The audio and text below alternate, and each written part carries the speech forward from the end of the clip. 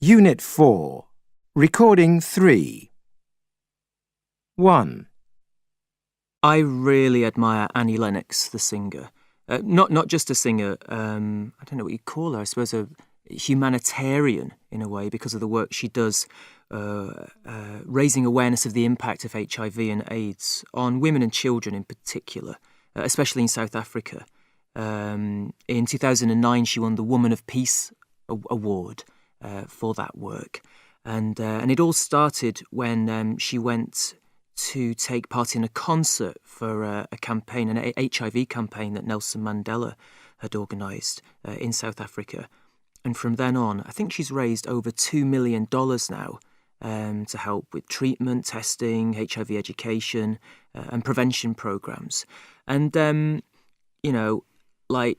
a personal point of view, I've got nearly all of her albums, and there are certain of her songs that just take me back to very particular times in my life, like sad times and happy times. And so, she kind of cuts straight through to the heart.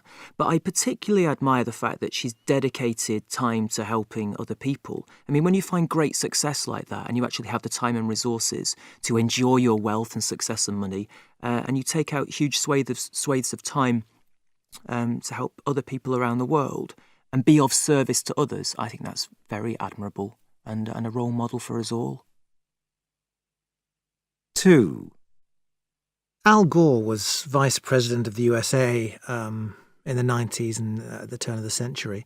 And I think it's fair to say that he didn't get that much attention because he was serving under Bill Clinton at the time, who was generally taking the headlines and the plaudits.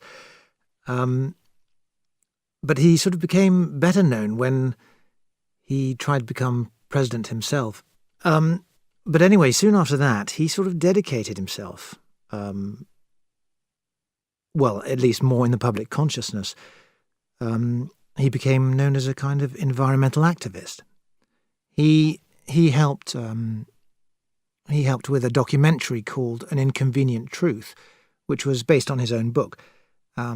And it had a huge effect on raising awareness of global warming and environmental issues.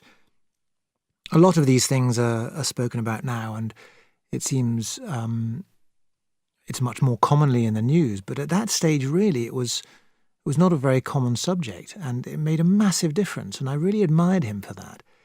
I actually got to meet him at Notre Dame University in America, and I found him really, there's a real integrity about the man that I really admired. The only thing I wonder about is, of course, he's always flying around here and there, giving these talks, and you sort of wonder how much fuel he's burning in doing that. But I think he's offset that by his message and the number of people he's managed to help create an awareness for. 3. I'm going to talk about Sting because he's, first of all, gorgeous, also fantastic singer, amazing songwriter, wonderful actor, and, of course, really respected humanitarian. But personally, for me, I've always been interested in him because I know that my dad years ago wrote a book on how to write a hit song because he had a few hits as a songwriter. And apparently Sting read the book and started and embarked on his amazing career. So that, for me, was what sparked my interest.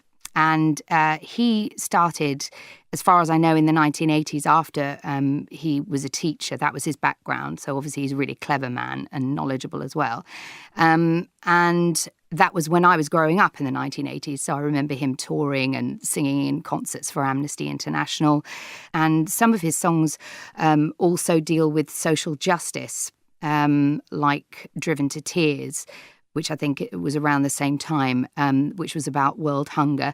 He also co-founded the Rainforest Foundation to help save rainforests in South America and to protect the indigenous tribes living there, which affected me so much that I decided I'll embark on a campaign myself to help stop the destruction of rainforests.